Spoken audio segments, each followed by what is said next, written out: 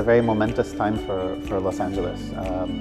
We know that as a cluster, we've reached some important goals, especially in terms of trying to reach some numerical landmarks. We reached 300 activities by the bicentennial of the Bab, which was a goal that the cluster had, and so that brought much joy. But at the same time, the cluster felt like it could do more. And there's, I think, quite a bit of expectation for such a large cluster, and we've received a lot of wonderful guidance from the World Center on this, especially the International Teaching Center has a few clusters, about 50 clusters around the world that are part of this pilot program to try to see what it could look like to reach 500 or 1,000 core activities. And so the cluster agencies decided right after the bicentennial of the Bab, what would it look like to reach 500 activities, not by the end of the plan, but by this next Resvan, 2020.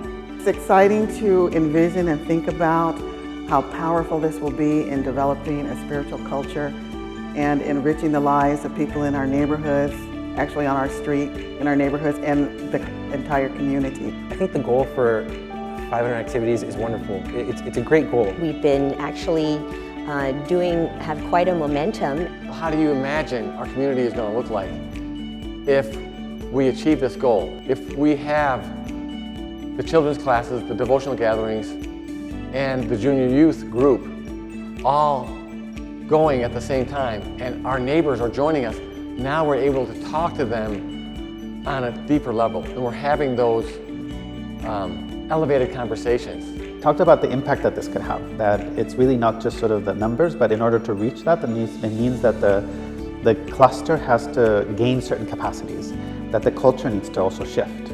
There are so many of the friends are participating. To multiply our core activities by Resvan through strengthening our neighbourhood teaching team and by working together more effectively. The breakout section was very powerful in that we looked at what focus is. And I always start with myself. What is my focus? What is my intention? What do I want to see in my neighborhood?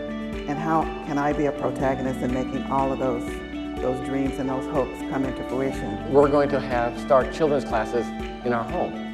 We have a list of about 6 other families that we're going to invite. My personal goal for the 500, if the neighbours that are currently participating in our activities felt moved to start their own activities.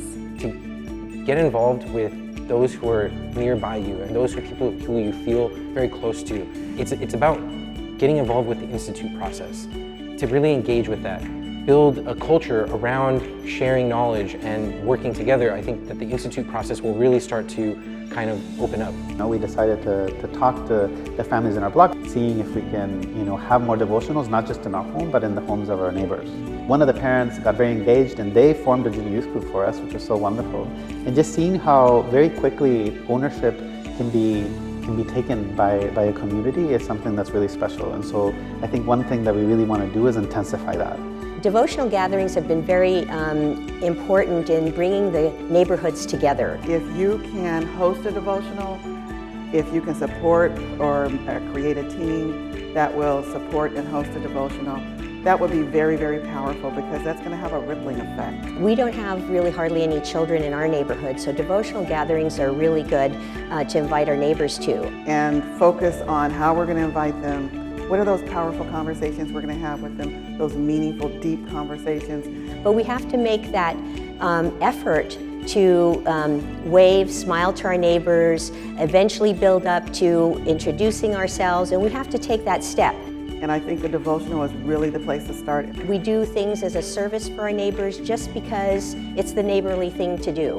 And then they can begin to look at who they can invite, what families on their block they can invite. So I know quite a few of my neighbors, but that was because I made the effort to meet them and to talk with them. The thought of the activity, collective activity, made us realize that we're going to be in a more dynamic community. People are going to feel that dynamism. They're going to be attracted to join us.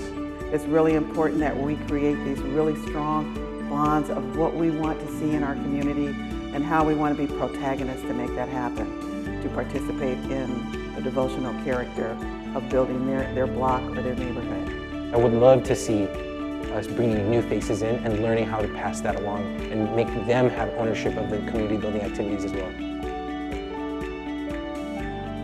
The urgency of the time. We live in mysterious times.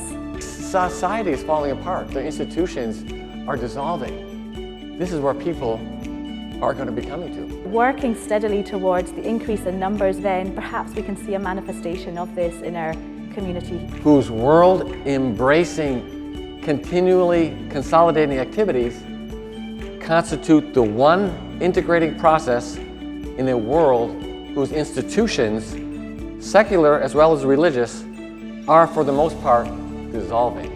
And time is short. We're the last refuge of a tottering civilization. We are one of a handful of communities across the country that is in this fortunate situation to be able to do this. I realize the importance of the work that we're doing in our community is going to have on my neighbors and myself and my family. And it gave me the sense of urgency in the work that we're doing. And the steps that we take now will have a huge effect. I don't know if there's been a more exciting time being of service in this cluster. So we are building Something that humanity is longing for. And people want community, people want a spiritual connection. And I think that once we are able to release, that power that communities have to embrace the message of Baha'u'llah, it can really take us to really beautiful spaces. And I think we can do this.